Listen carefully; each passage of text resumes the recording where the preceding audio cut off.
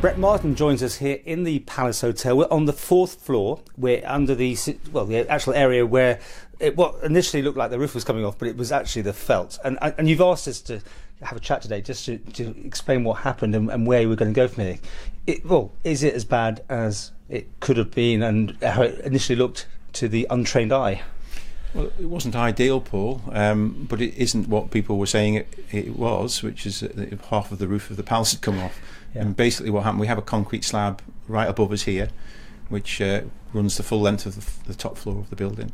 And that is basically the roof, and above that and on top of that is basically a bitumen and a felt surface. It's the felt surface that peeled back in the wind, and part of it unfortunately fell into the car park at the back. So there's no structural damage to the roof as such. It's simply that the waterproof covering came off. I mean, this building's been here for a fair amount of time. What was different last night? I mean, I know it's a very strong wind, but we've had in the past. What happened? Yeah, well, it's hard to say. I think they were the strongest winds last night that I've experienced in my time here, and I've been with Sefton Group for 8 years. Even the big storm surges we had 4 or 5 years ago, the speed and particularly the direction of the wind wasn't as fierce. I think last night we had it coming in from the southeast, which was effectively hitting the corner of the building full on with no protection.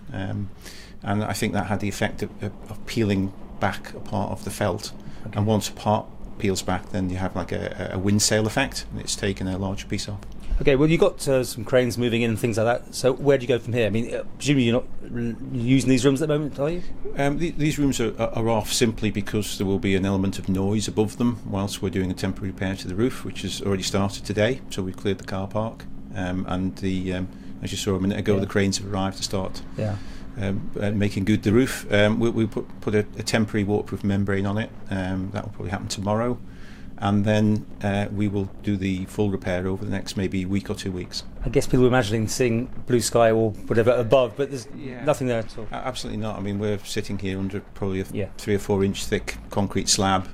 So to all intents and purposes, the people who were staying in these rooms last night didn't even know that the felt had gone without looking out of their window. And is everything else going on? I noticed the health club you got closed today. Is that just because of this? Or? Yeah, just a precaution really. The heavy machinery that we have in today and the clearing up exercise we've been doing today is right outside the health club door. So what we didn't want obviously was people moving in and out of that whilst there's heavy machinery about. Once that's cleared, possibly tomorrow, possibly the day after, the health club will be open as usual. Okay, so that's the end of this one, but it could have been a lot worse in the sense of, I mean, anybody, because I live fairly nearby, it was just one of those incredible winds, wasn't it? Yeah, it was absolutely fierce, and I think the promenade, particularly Douglas, took the brunt of it last night. Okay, and as I got you here, next door you have the castle owner, well, you don't now. Any comment, because so far we're hearing there's no mention of who's bought it? Yeah, it's subject to confidentiality agreement, so we can't go into who's bought it. All I can confirm is that we have exchanged contracts. All things being equal, it will complete in the next few weeks, and then the new owner will have to make a view on how public they want to be about their plans and ambitions for the building.